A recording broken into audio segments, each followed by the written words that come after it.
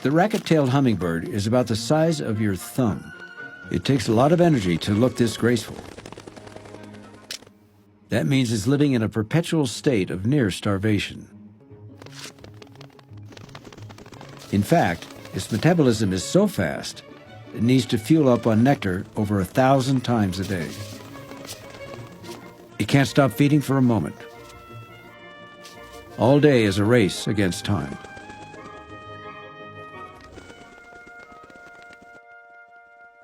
The racket-tail isn't the only one hunting for nectar in the forest flowers.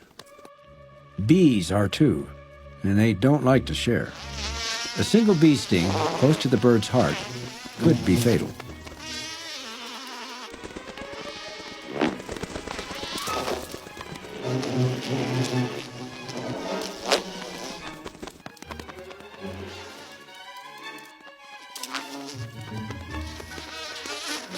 But time is on the racket-tail's side.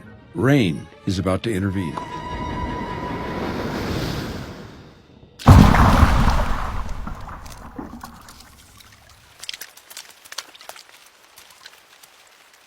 A raindrop as big as its head may not be much fun for a hummingbird, but it's altogether too much for a bee.